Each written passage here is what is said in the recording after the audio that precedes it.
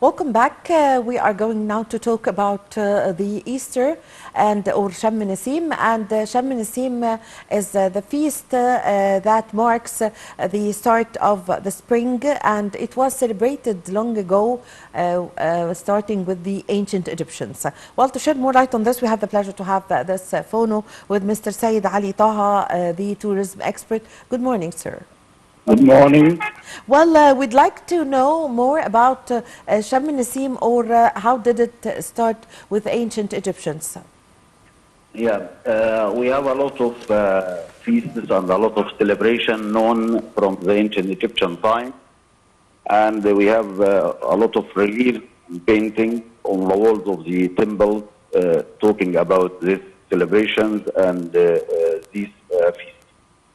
That feast, the Sham Nasim, it's very known from the ancient time, and it was related with the Coptic calendar.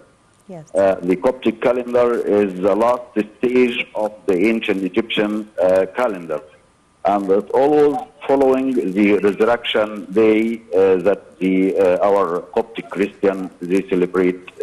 All celebrated yesterday, and today is Sham Nasim.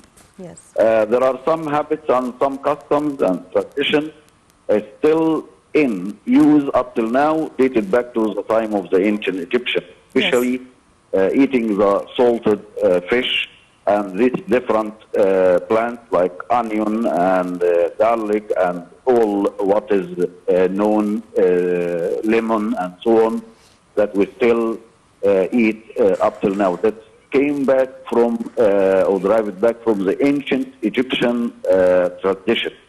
And we knew that from what was written by some of the historians, like the famous classic historian Herodotus, who mentioned the celebration of the feasts in ancient Egyptian time, and he divided that celebration in different ways, according if you are celebrating a feast of one of the local deities in a certain place in Egypt, or you are talking about the official feasts that related with the king himself and the official deity or god known in the area.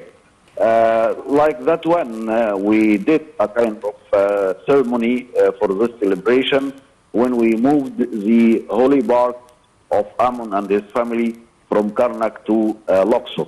Was another feast related with Ammon when he goes from Karnak temple to the Valley of the Kings. And all these feasts, the people, they gather in the Nile river banks, and they start to celebrate in some little boats and canoes around the area. And it was a place or time of joyness and happiness.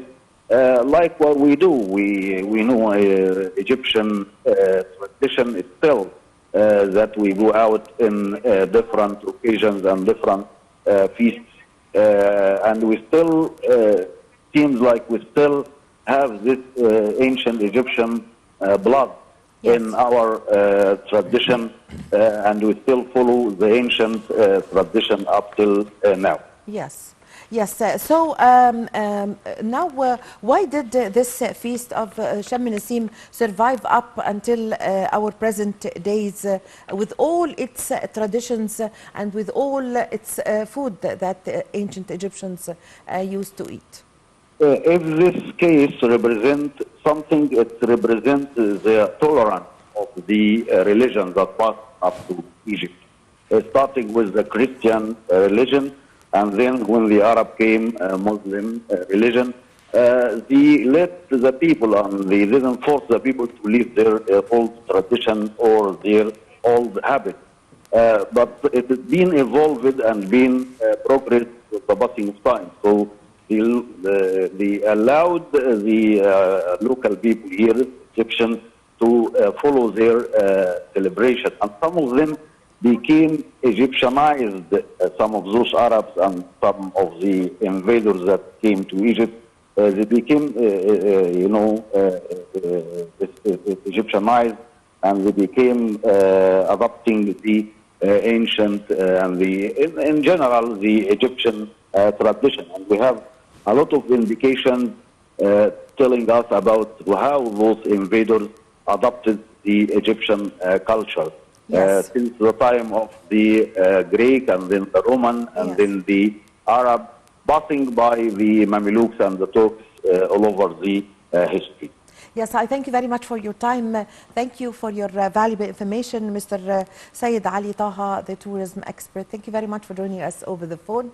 With this, my dear viewers, we come to the end of this episode of our program, The Breakfast Show. My name is Amal Mukhtar. Thank you for watching.